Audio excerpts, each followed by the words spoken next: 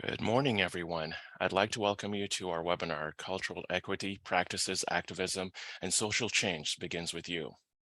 Today's webinar is sponsored by the GLACUHO Contemporary Issues Committee. My name is Jeremy Alexander. I'm the Technology Coordinator for GLACUHO, and I'm hosted at Eastern Illinois University, and I'll serve as your moderator for today's webinar. Before we begin the webinar, I'd like to have a few housekeeping items with you to help to maximize your learning for this session. To ask questions, please use the Q&A section in the Zoom panel at the bottom of your screen, and we'll try to answer the questions as quickly as possible, but we want to ensure that we have enough time to cover all of the materials. Should you experience any technical issues, please type in the chat box and I'll work to assist you. At the end of today's session, the presentation audio recording would be available on the GLACUHO website at glacuho.org under the Webinar Archives resource section for your future reference.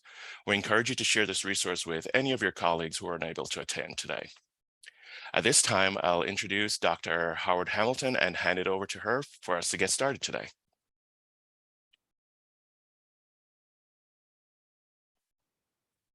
Dr. Howard?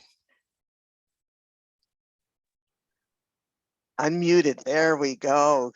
Good morning, good afternoon, everyone. So nice to be with you today.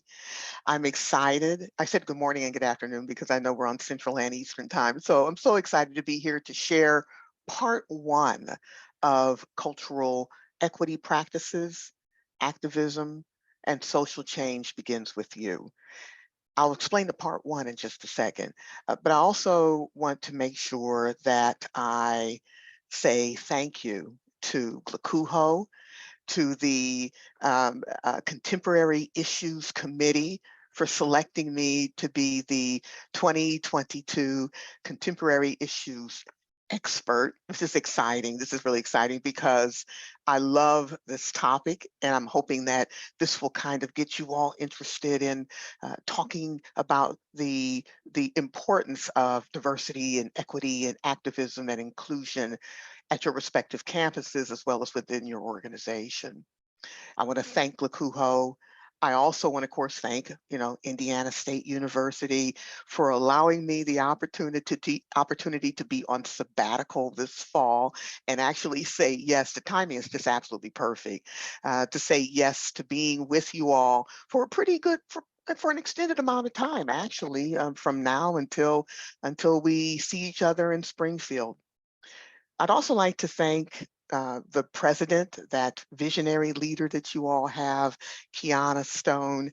Kiana's a friend and a colleague and sorority sister and sister scholar and all the above, a protege. And I just want to thank her for having the vision to include this topic as part of the GLACUHO conversation. I also want to thank Demetrius Gary, Jeremy Alexander. Thanks to both of you for getting me to this space and this place technologically, but also getting me to this space and this place logistically. We've been working together for, I guess about 4 or 5 months. We're in a relationship now, guys. I mean, this has been a lot of fun.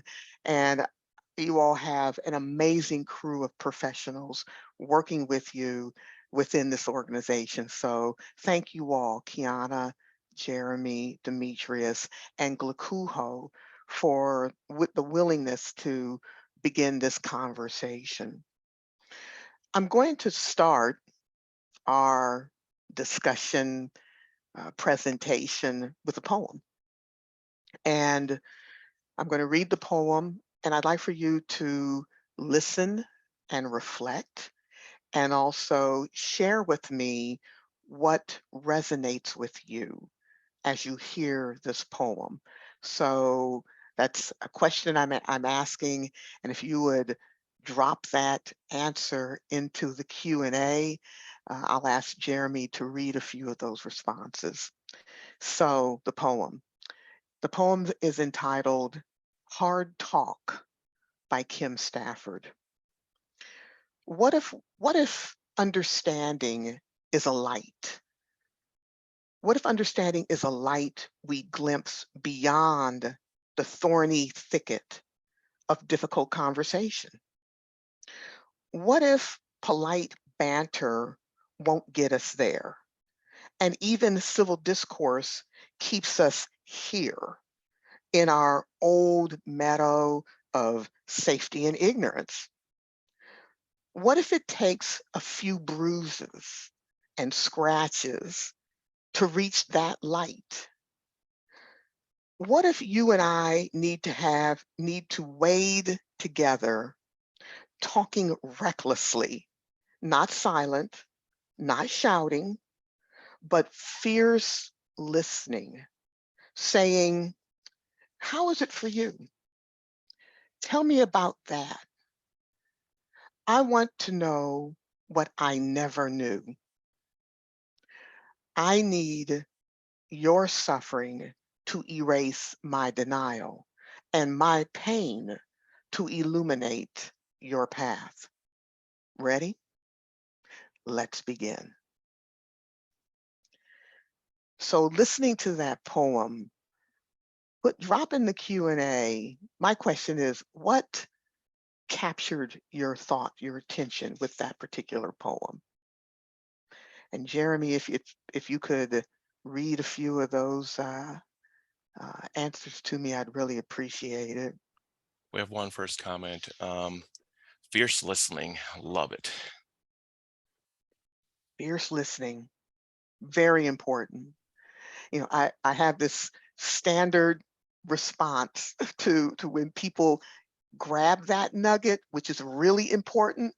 If you look at the word, I'm a wordsmith, I'm a word person. I love word games and everything. If you look at the word listen, Listen, if you interchange like a Wordle or a word game, you change those letters around, listen and silent share the same letters. Fierce listening means that you also are silent in that space and you hear what the other person is saying. Thank you for that. I'm glad you grabbed that nugget. Anyone else? You have to do the hard work to start making a change. You have to do the hard work. This is hard work. Equity, activism, social justice. This is hard work. If you don't have the courage and if you don't have the commitment, this is a full-time job. Thank you. Appreciate that. Another comment, an invitation to do the work of equality and actually making a change. That's it. You got to step into it. Hands on, grab it, hands on, and commitment to it. Thank you. And reaching understanding requires struggle and is especially true when navigating differences. The struggle is the journey, and that is in order to get us there requires those bumps and those bruises. It does. It does. It's painful. It's painful. But and look at what happens on the other side of that. You're absolutely correct. Those bumps, those bruises on the other side of that, hopefully, is an opportunity to help others, empower others, enable others to pick up the torch and keep running the race. That's what keeps me hopeful in all of this stuff. You know, I always tell people also that people say, well, how do you maintain your hope? The key word is hope and not hopelessness. Hopelessness is obviously you're in the fetal position, balled up, and it's like, you know, there's nothing else you can do. But hope is that peace that keeps you moving forward. One more. Anyone else? We got two along a similar Okay. theme, so I'll Okay. mix them. The Okay. willingness to understand, to get comfortable, and to in order to understand, and getting uncomfortable to make real change. That's it. That's it. Comfort, discomfort, dissonance. It's all important, and it's a throwback. Thank you for those thoughts, everyone. It's that throwback to the good old. I'm theory girl. It's a throwback to that good old student development theory of cognitive dissonance. You all remember back in the day in your theory classes. I know some of you are like, you know, when you were in the class, it's like, I'm never going to use this, but yeah, Cognitive dissonance is so important because the only way that you can change how a person reacts, feels, transforms them to do this work is to move them into that uncomfortable space and intellectually help change their lens on how they view things. And then the outcome is having, again, those conversations. It's that uh, I need your suffering to erase my denial. That's intellectual. That's cognitive. Denial is cognitive dissonance. And my pain to illuminate your path. You've got to have that cognitive dissonance. So thank you, everyone, for that. Okay, well, let's keep moving. Why are we here today? This is going to be kind of interactive. And I said part one, and that's because my desire is that we kind of are at the tip of the iceberg with this conversation on this webinar. And then what will happen is in Springfield, when I see you all at GLACUHO, we'll begin to do some of the hard work. We'll do some more hard work, and that's going to be looking at this information. I'll do an overview of it, and then we're going to dig down and get introspective at GLACUHO. And then there's like a part three, which will be the dialogue at the round table and another discussion I'll have there. So we got kind of part one, part two, part three, because there's no way that we can get to all the details in just, 30, 40, 45 minutes on a webinar. So this is part one. All right. So my objectives today are going to sound like simplistic. However, I need to share with you my definitions of equity, equality, justice, so that we're all on the same page with our definitions. And also we're going to take that information and we're going to incorporate some of that material into your organizational practices and spaces. And hopefully at the end of today, there may be one potential step that you may be able to develop and use personally as well as organizationally. So today's objectives are to describe equity, activism, and social change. That's our mantra: equity, activism, and social change, and then weave it together. Again, we will have the definitions, the research piece of it. I always like to have a little bit of combination of, of practice and theory and the research, because it all connects, and there are these intersections. So the research piece of it actually is an item that Jeremy dropped into your GLACUHO website and also emailed to you before this Zoom presentation. There should be two links that were sent to you. One is an article, a research article that was conducted with RAs and their perspective, minoritized RAs and their perspective of diversity work and work in housing. And then there's another piece that I dropped in that's a continuum of anti-racism within organizations. So we're going to talk about definitions. We've got a little research. We're going to connect that with campus context, organizational practices, and then have the recommendations and discussion. So let's talk a little bit about equity, activism, and social change. When we talk about equity, activism, and social change, the only way that we can get to a place and space where these social justice and social change occurs is if all three of these things happen in tandem. It's a trifecta. They must occur together. And throwing in again a little bit of that theory with you all, Paulo Freire in Pedagogy of the Oppressed. If you've got that book, dust it off and take a look at it. Now, I also have a reference list at the end of this session that, I think that, We should always continue to reread what we've read before and continue to pick up and read what you may not have read during your college years or your graduate school experiences or whatever. Paulo Freire, Pedagogy of the Oppressed. It's been around for 50 years. Good news, bad news. The more things change, the more things stay the same. Paulo was brilliant in understanding and helping us dissect what is happening in the minds of the oppressed and what's happening in the minds of the oppressor. And what Paulo Freire says is that you can't get to, and I believe someone said this in the Q&A when after I read the poem. You can't get to the space of social change. You can't get there unless minds have changed, thoughts have changed, and people actually have the hands-on engagement when making in terms of making this a real practice. So Freire says that you have to transform your environment. No conformity.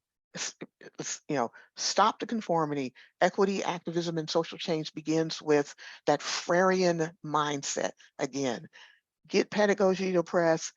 Some folks say it's so dense. I can't understand this. If you sit and place yourself in the shoes of the oppressed and the oppressor, you can understand that literature. And maybe in the roundtable, that may be something I may bring up. Just note to myself that may be something I may bring up at GLACUHO in the roundtable, is to help you dissect pedagogy to press, because I've got a Cliff Notes version of it that'll turn the light bulb on in a hot second. I digress. Let me get right back to this with Freire. Freire says that in order for all of these things to happen, you can't have one without the other.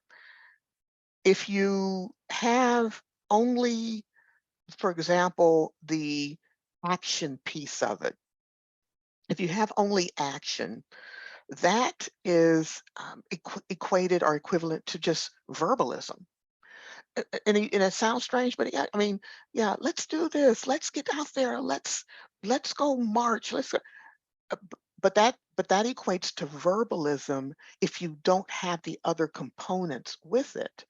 You've got to have more than just activism. If you if you if you sacrifice the reflection and the dialogue that goes along with the activism, you're out there in the marches, you're out there with everyone, but you haven't taken the time to talk to the people who are being oppressed, or talk to the people who are actually in the trenches, uh, where the rubber meets the road. If you're not there with them, that's a sacrifice of reflection. And again, that's verbalism. It's a lack of activism. So you need the verbalism, or you need the verbalism, the word, the dialogue.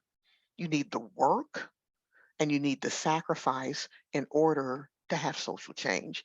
And that's all Freire. That's all Freire's conversation, is that one can't happen without the other. And if one does happen, you're just doing a piece of, you're just out there, just, I guess, lip syncing. You're not actually engaged with the work. We've all seen this slide before.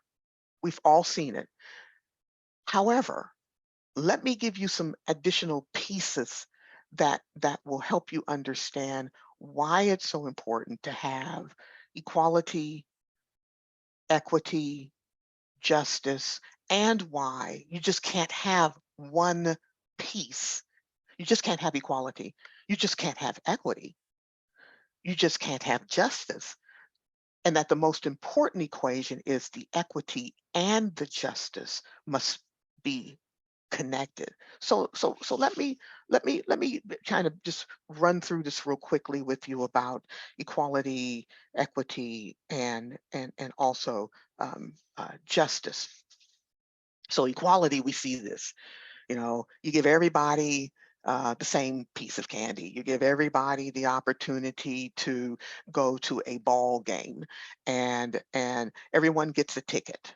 However, accommodations aren't made for the person who may have a hearing challenge or a sight challenge or a physical challenge to get into the ball game. So equality is great. You know, everybody, level playing field. That's what we always used to say, level playing field. But it's not level if you have a height difference or if you, again, are physically, or if you have a physical challenge. So equality is a state of being, everyone's given the exact same thing, same resource across the board, regardless of individual groups, whatever. But people's actual needs or opportunities, even though they are already given, they those resources must be evaluated a bit deeper. Let me give you a really good example of this. There is a wonderful piece on critical race theory that is narrated by Gloria Ladson-Billings. And Gloria Ladson-Billings talks about how her father was in World War II.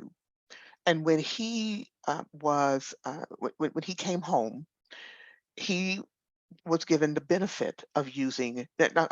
And let me also let you paint this picture and give you more context. Gloria Ladson-Billings is a Black woman, African American, distinguished professor from the University of Wisconsin.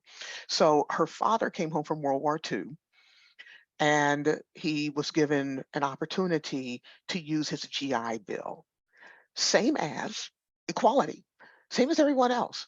Everyone, a number of people were given the opportunity to use that GI Bill and go purchase a home. Everyone received the same amount of money.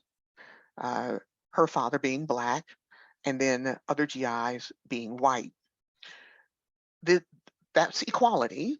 However, he was only allowed to purchase a home in a specific area of Philadelphia that was predominantly Black.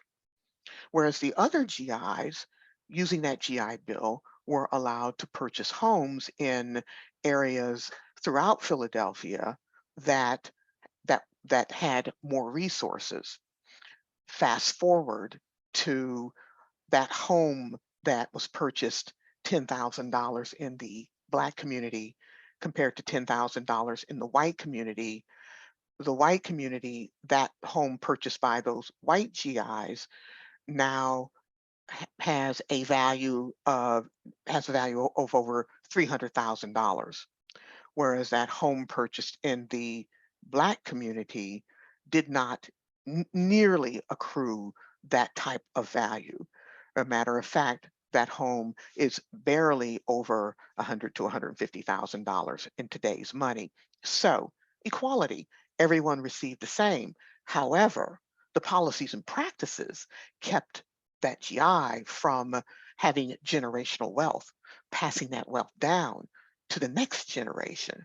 And so when individuals often say, well, I had nothing to do with any of these policies or practices, I did not enslave people. Well, in a sense, what's happened is that you are the benefactor of those opportunities if you receive generational wealth, or if you've received property, or if you are standing on or having an opportunity to be the benefactor of being on the land that was previously occupied by indigenous people.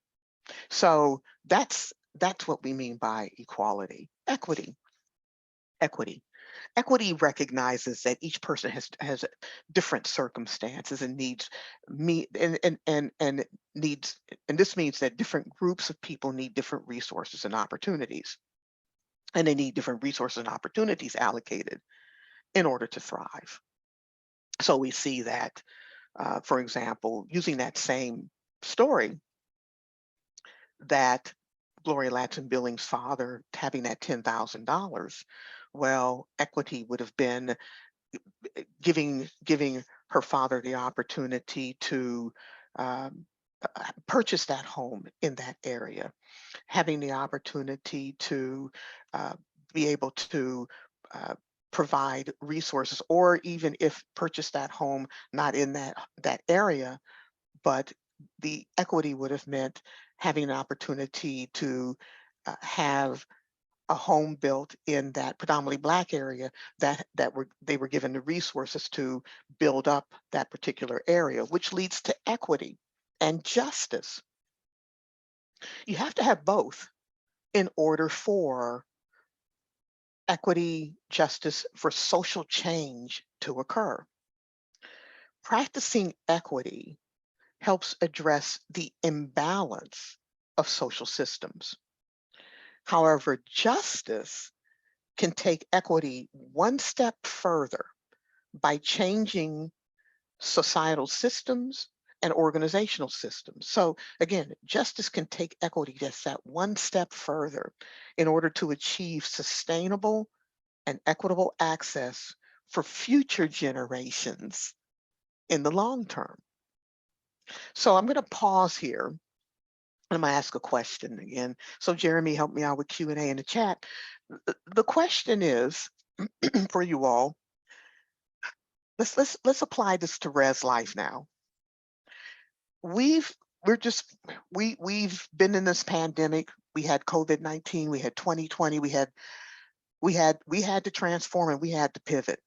My question is, in the residence hall and in res life, in what ways did we, when we were doing these shifts, these pivots, in what ways did we practice equality? And in what ways did we practice equity when we were engaged in this pandemic process? Think about it. 2020 to 2022. In what ways did you practice equality? And then in what ways did you practice equity? And perhaps even equity and justice?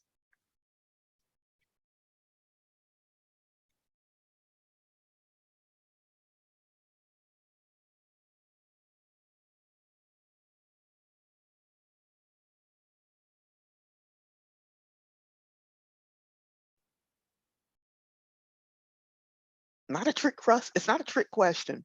I was watching all the res. I was watching everything, and particularly res life. And as an GLACUHO person and res life person and person who's done trainings over in South Africa and with all the GLACUHO partners, I've seen equality and equity occur and justice occur in res life, and a lot of shifts. We have one comment about participate in marches, advocating through donating to organizations that have a justice forward mission. That was one way that res life students in particular, because I understand the question, because if we're connecting this also with the pandemic, meaning racial pandemic as well as viral pandemic, yes, with the George Floyd, with Breonna Taylor, hands up, don't shoot, with all the things occurring from 2020 to 2022, the situation now with equal rights and civil rights, the clock being turned back. Yes, there's a lot to march about. Yes, to change and to transition in terms of equity and justice. Res Life, let me ask you this question then. Maybe I can help you out a little bit also.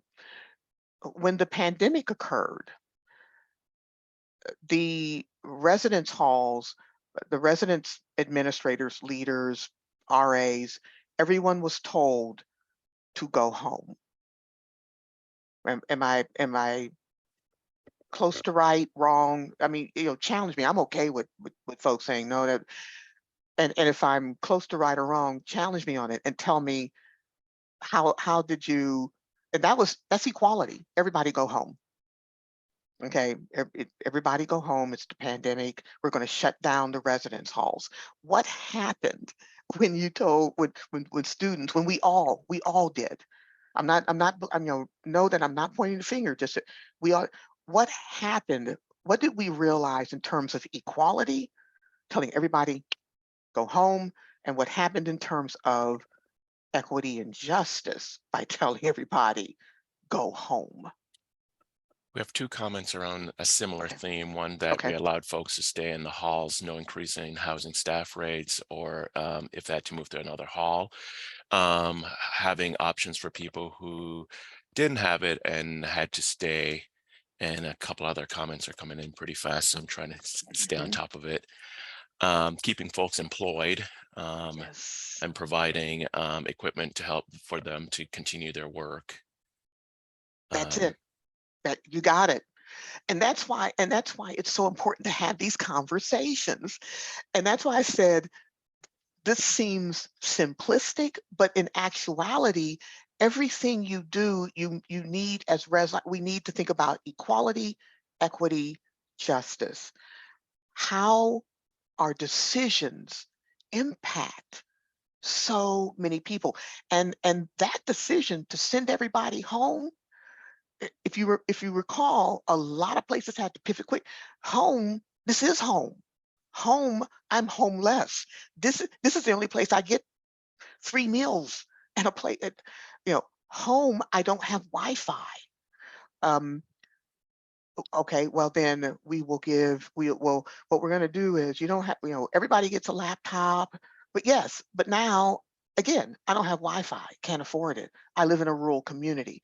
So I think so now we kind of understanding that equality, equity, justice, and thank you for dropping into the chat, making sure people still have that's justice.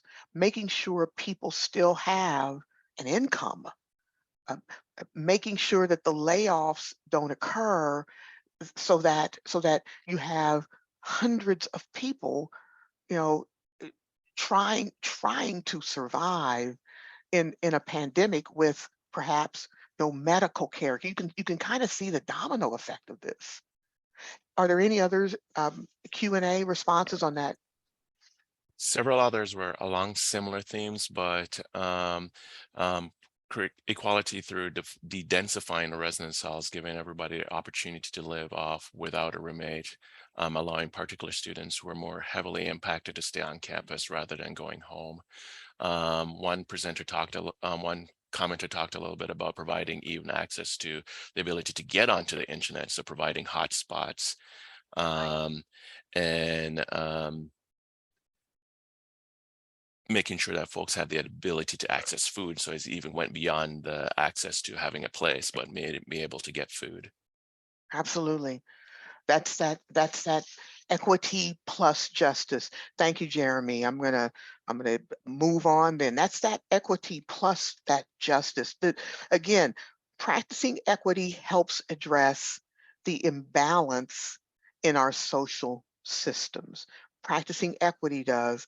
However, justice can take equity that one step further by changing the organizational system. You all changed the system by having by moving beyond equality and using an equity and justice minded framework. One of the things I also challenged my students with when the pandemic hit, I said, how many of us, when we look at equity and justice, how many of us even looked at policies, policies, and then put that into practice? You may not be able to change the institutional policy, but like you all are talking about, you change some policies within your structure, which works. That's fine. One policy that I pushed a lot of my folks to look at, it was the grieving policy. Those grieving, the grief policy, the funeral policy and the grief policy, when you look at them, they they favor, you look at it in terms of equality, it favors those of us, and I'm speaking about myself, those of us who are faculty, who have the flexibility to say, I have a death in my family. And this actually did happen. I'm a department chair, and this actually happened in my department. I had a faculty member who lost her mother during the pandemic. And the grief policy is, and I don't know how they get to this. It's another thing. We need to change the hierarchy in grief policies too. If it's an immediate family member, you get a week. If it's an aunt or uncle, you get, maybe you might get to get off. And if it's a grandparent, you get a 3-day. Anyway, those policies are so archaic and so oppressive. And so I don't know. They're oppressive. The oppressor created those policies and didn't have an understanding of family dynamics. That I raised my grandniece, that if I passed, and my niece said, I need to go to my aunt's funeral, you know, and the policy says that you only can go for a few days. No. So anyway, so back to it, those policies favor those of us who have an opportunity to use them in a way to give a person more time. So I gave that faculty member time and told her to go online and to continue online, because by that time we were getting back just a little bit. We were working hybrid to just stay online for the entire semester. However, you have a custodial worker, a person in the dining hall, and these things are coming in waves. And we need to look at equity and justice, and not just equality, not just having a blanket policy for everyone on campus when it comes to grief. And I think that those are the kind of things I'm encouraging even you to review and look at, because those types of things can impact a person's life, and they've impacted our lives. So anyway, that's just another example of equity and justice, and things that you can be doing proactively for the people that work for you.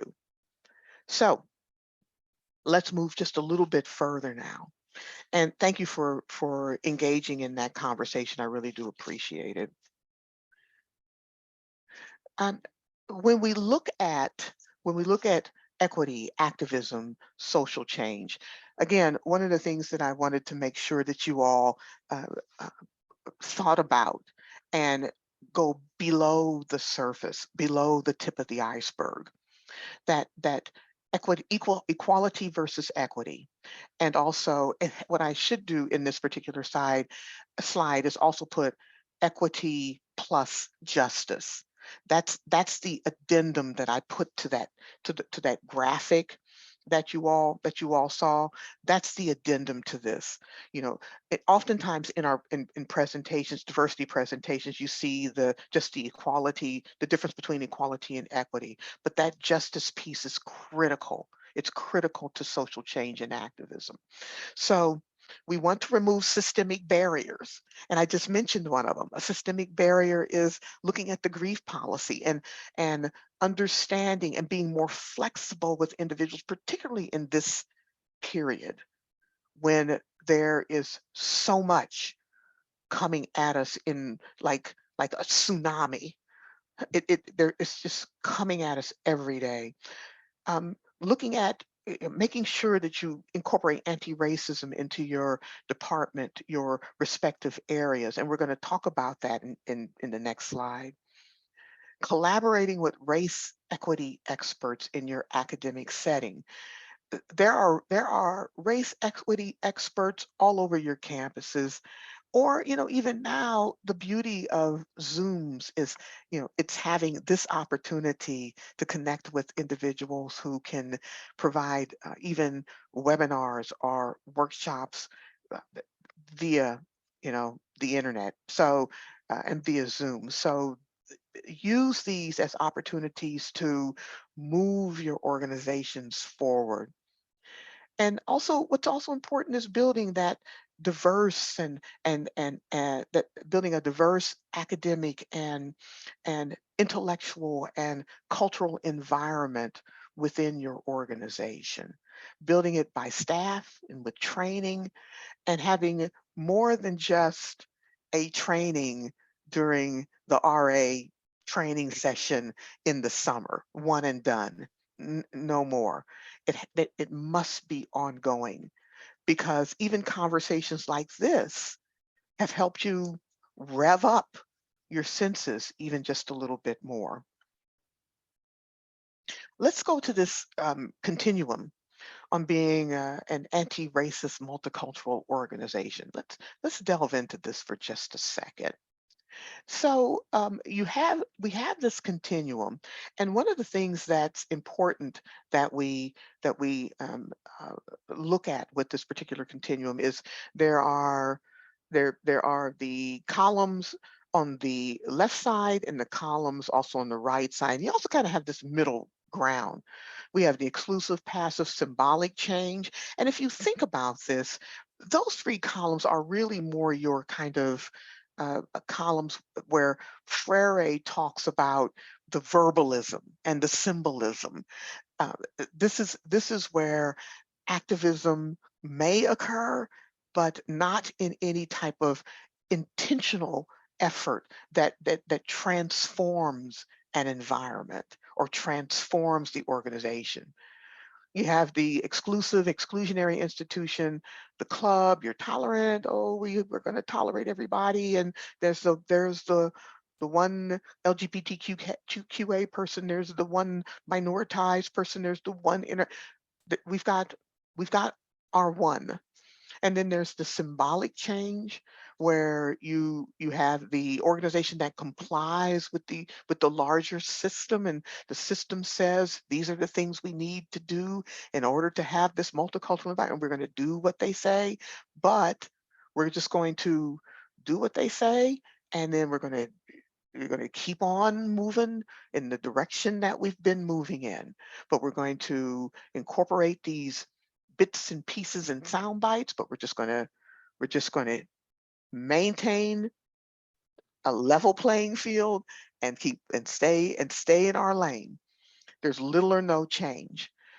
Then we get to the columns on the right where we've got identity change, structural change, and the fully inclusive anti-racist multicultural organization. These are the organizations that are growing a diverse and robust community of listeners, learners, and individuals who want to roll up their sleeves and get into the hard work. These are the organizations that have the difficult conversations that makes everyone uncomfortable, and then they dissect it and they come out better on the other side because they were intentional about making sure the environment is comfortable for everybody and safe for everyone, and that change actually occurs in policy and practice. So I want you all, now you all receive this as a link, or you can look at this, you know, on the screen.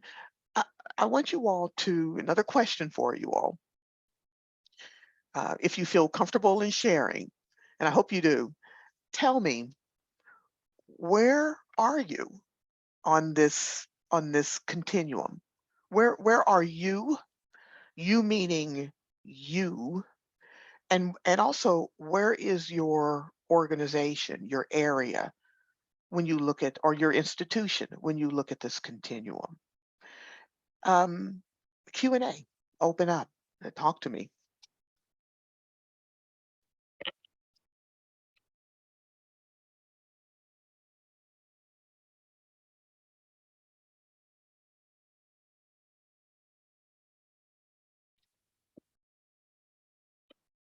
I'll also go as far as to say, if anyone's comfortable talking, if you raise your hand, I will allow you to talk from off of the chat box to bypass the waiting to type.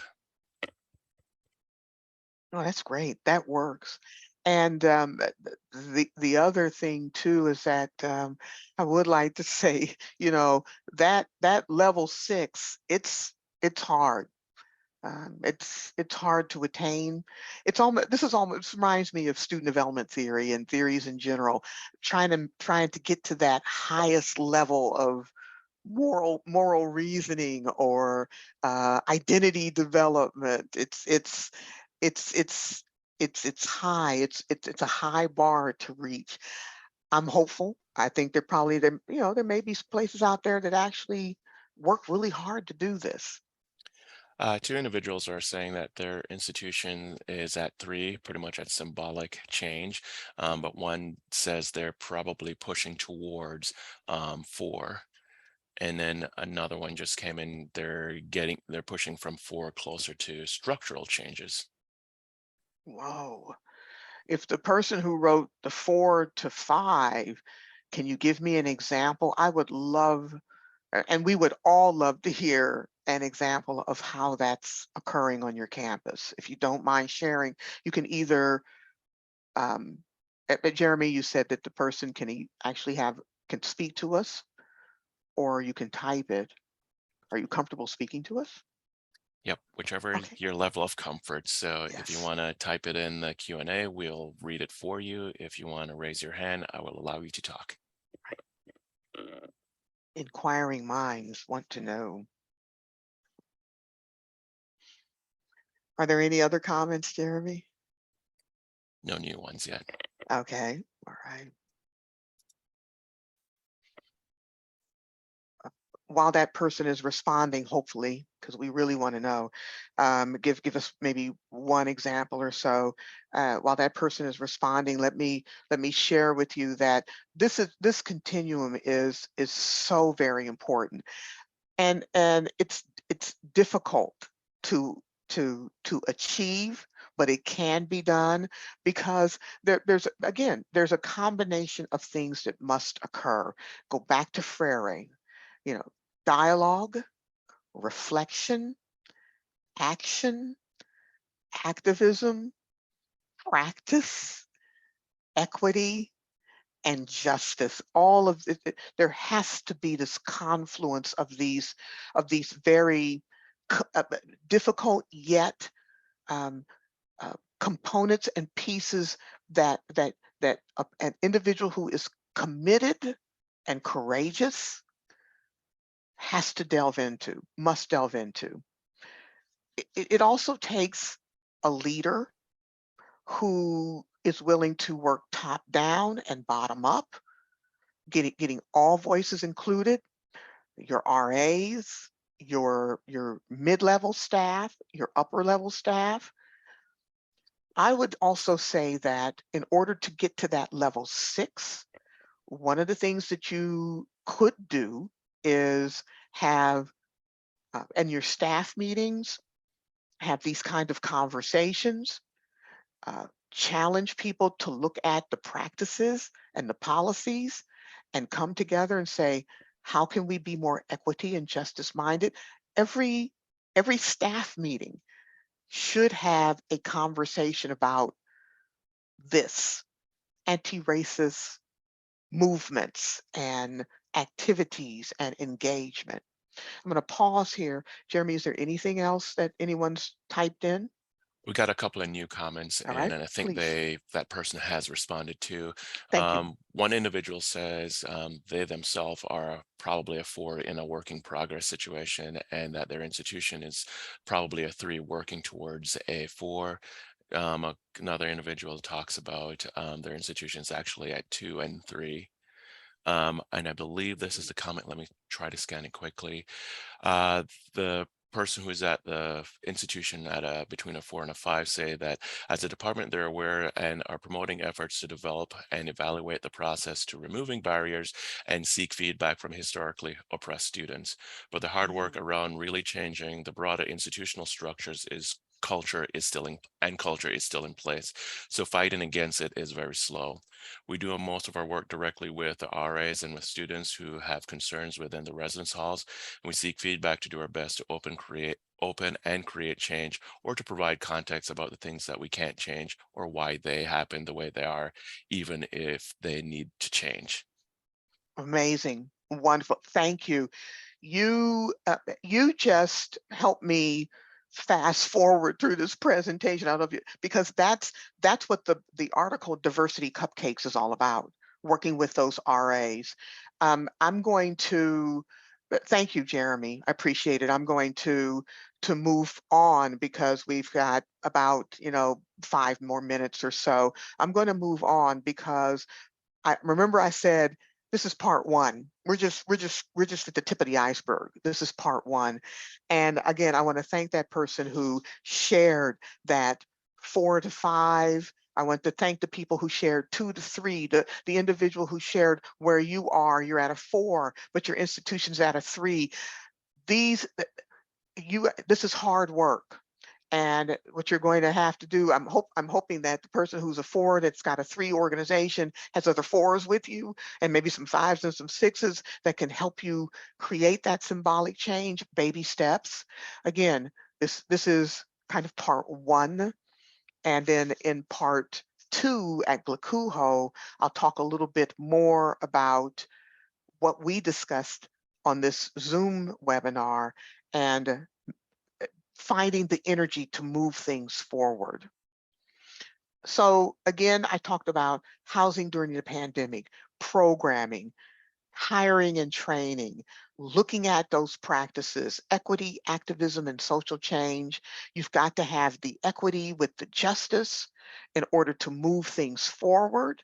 So hopefully these are the components that you can start mulling over to help get your institution from the monocultural to the anti-racist multicultural side of things. That activism, it requires having strategic planning. So I'm going to give you some nuggets how to, if you're not going to make it to GLACUHO to hear part 2 and 3, here's some of the nuggets that I'll probably drop at that conference. Strategic planning. You've got to include and weave in equity, activism, social change into all of your strategic plans. And if your organization, I'm not talking about the university strategic plan. The university, yes, has a strategic plan, but you should also have a strategic plan. And in that strategic plan, there should be um, components that address and will help you have an understanding of how you can move your organization through the continuum, because if you have the strategic plan, that means that you have all voices involved and engaged in the process. You got to get everybody on board. They may not be on board 100%, but at least you'll have the goals and objectives that they should be working towards. Resources. When I talk about resources, we go back to thinking about equality. For example, does your particular organization allocate financial resources meaning for programming for your RAs? Do you allocate all those resources on a level playing field? Everybody gets $1,000 for programming this year. I'm just tossing that out. Rather than everyone gets $1,000 for resources, use it with an equity and justice lens. Submit a programming plan. Which organization or which Res Life program or which Res Hall has the programming that may need a little bit more money, just a bit more money, in order to move that equity, activism, social change agenda forward. Just because you give that unit more money doesn't mean that everyone else is going to suffer, because one would hope that that unit that gets that extra allocation, those additional resources, will share in the wealth and invite those other units to participate. So think about equality, the level playing field, everybody gets the same dollar amount, and then equity and justice. Collaboration, that's where I'm talking about, where you may have resources going to different areas at different dollar amounts, but the collaboration must occur. Collaboration must occur across the line, because students don't engage enough in having those conversations with others who don't look like them. And if we don't do it in the residence halls, if we're not doing this on campus, where else will they have the opportunity to do that? Because they definitely don't get to do it in our classrooms, because they don't have enough faculty who look like me. And then they don't have enough students in the classroom who look like me to have those kind of difficult conversations. So we have to create those spaces for them. Use the anti-racist continuum and read that article. I'm going to get more, more. There are more. Also, there are also more um, recommendations in that particular article that will help you with programming and whatnot. So, collect the experiences of your staff and your students. Talk with them. Have those affinity spaces in your building for minoritized students. Just because you have a cultural center or just because you have an LGBTQ center doesn't mean that students don't need more affinity spaces within your building. Mentoring is important. And then, again, clearly collaborate with individuals, clearly collaborate and have also accountability measures. Are you providing assessments to find out if you're moving from level 1 to level 3 on the continuum or level 3 to level 5? The assessments are clearly important as well. I'll be sharing some of those things with you at GLACUHO, how to assess your environment for equity, activism, and social change. Can't get it all done now, okay? But here are my references. Uh, Delgado and Stefanczyk, Critical Race Theory, the third edition. Faust and Johnson, you've got that diversity cupcake article. Freire, Pedagogy in Your Press. Get the newest, get the 50th anniversary edition. Bell Hooks, one of my favorites. Teaching to Transgress, Education as a Practice of Freedom. I often read this book, Martin Luther King Jr. on Leadership, Inspiration for Challenging Times. His words of wisdom on leadership resonate with me today. Vanderveer and Fagan and William Cross on Negrescent's model, Black identity development. And most recently, a new book just came out by a very dear friend of mine, Dr. Sherry Watt, The Theory of Being. It's brand new. I mean, it just came out, let's see, in August. The Theory of Being, Practices for Transforming Self and Communities Across Difference. I'll be highlighting some of her items in that book at GLACUHO. This is a teaser. I'm hoping I'm getting you all excited about GLACUHO in the next phase of the conversation. There's a QR code here. Scan it if you are interested in coming to Indiana State. This is a personal pitch. I had to put this in. If you're interested in coming to Indiana State, if you want to get a master's degree online, we have it online and we have it face-to-face. Also, if you're ready for a PhD and you want to be with a group of scholars who teach this information from a social justice lens, come to ISU. We've got some of the best faculty in the world, I promise you. And you can keep your full-time job. I'll talk to you more about that at GLACUHO also. Yes, keep your full-time job and work on your PhD. We are the experts at this, and a lot of programs are copying our model. We've been around for 25 years now. We had our silver anniversary last year. So scan the QR code, send me some information. I'll see you at GLACUHO. Here's the last quote before I turn it back over to Demetrius. Whenever anything new comes into history, it brings with it new opportunities. This is a new opportunity. In a new era, there must be new thinking. Nothing can be more tragic for individuals to live in these revolutionary times and fail to achieve the new attitudes and the new mental outlooks that the new situation demands.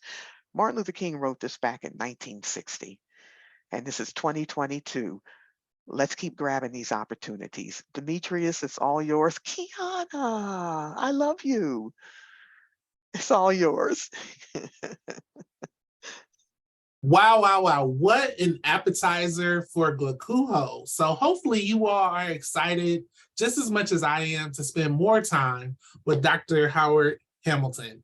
And so I'm going to put some information into the chat. It is not too late to register. And then additionally, the Contemporary Issues Committee is working with Dr. Howard Hamilton for a case study. And so we are seeking, participants as well as judges. And so the links are all there, as well as the link to learn more information about the case study. And then the first link is more information about the conference as a whole, because it is not too late to register. And who wouldn't want to register after what we just heard? So thank you so much. And then I'll turn it over to Jeremy if there's any last words that he has. Recording of today's presentation will be available on the GLACUHO website, and it should be going up as early as tomorrow afternoon. Again, I apologize for the issue with our closed captioning. I'll make sure that the recording is closed captioned, and we'll make sure that we have links and everything for all the resources that has been shared today. Kiana, any final words? Can you hear me okay? I am sitting in a classroom on our Loop campus as I teach our class on Thursdays.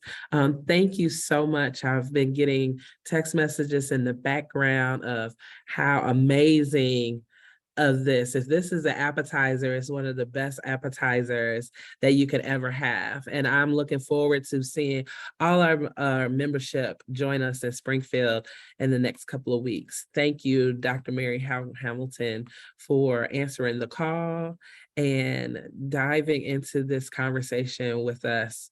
I know that folks are walking away full and pontificating of how they can continue to take this information and evolve it and put it into action on their campuses and within their departments.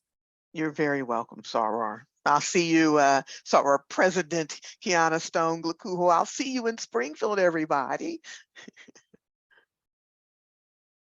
Thank you, everyone. Take care and be safe.